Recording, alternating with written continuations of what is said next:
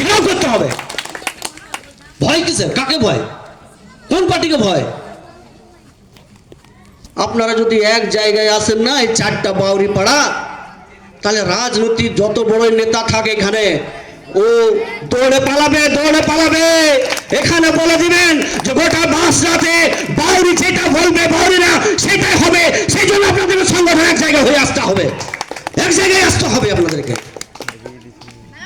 দরকার হলে পঞ্চায়েত ঘেরাও করব, দরকার হলে বিডিও ঘেরাও করব, দরকার হলে আমাদের ডিএম ঘেরাও করব।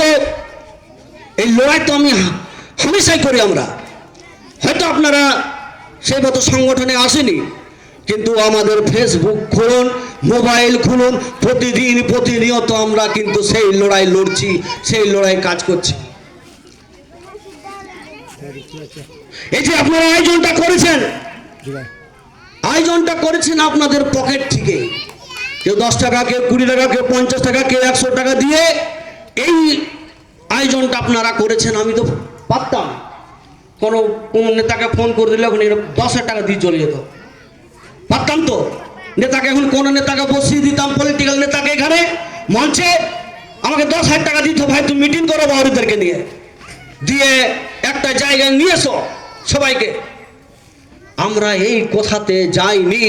আমরা জানি যে এই পলিটিক্যাল নেতারা একদিন না একদিন তাদের রং দেখাবে, তারা গিরগিটির মতো রং চেঞ্জ করবে। সেই জন্যে আমি যে মঞ্চে বসেছি, আমার সমস্ত এই পাড়ার মানুষ, আমি যাদের মঞ্চে বসেছি, আমার হচ্ছে আমার ভাই, দাদা, কাকা, আমি তাদেরকে বসেছি, আমার রক্ত বসেছি, আমার বাড়ির জাতিদেরকে বসাইছি। আমি কোনো নেতা পলিটিক্যালদেরকে বসাই নাই, আর কোনো জায়গায় দেখতে পারেন নাই আপনারা।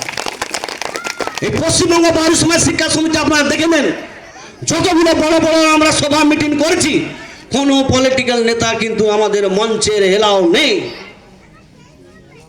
আমরা জানি যে আজ না কাল সে দাঁত দেখাবে আর আমাদের মানুষকে ব্যবহার করবে।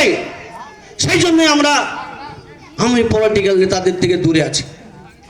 আমি জানি এই রাস্তা হয়তো খুব কঠিন রাস্তা, বিভিন্ন পলিটিক্যাল হ্যারাসমেন্ট করতে পারে, বিভিন্ন জায়গায় হ্যাকেল করতে পারে, কিন্তু হ্যাকেল আমি সব সহ্য করতে পারি যদি আপনারা একসাথে থাকেন, যদি লড়াইয়ের ময়দানে আমরা যদি একসাথে লড়তে পারি। তো যত বড় পলিটিক্যাল নেতা হোক না কেন, ছুড়ে যদি না ফেলতে পারি, তো আমি হচ্ছে বাউরির বাচ্চা নই, বাউরির বাচ্চা নই।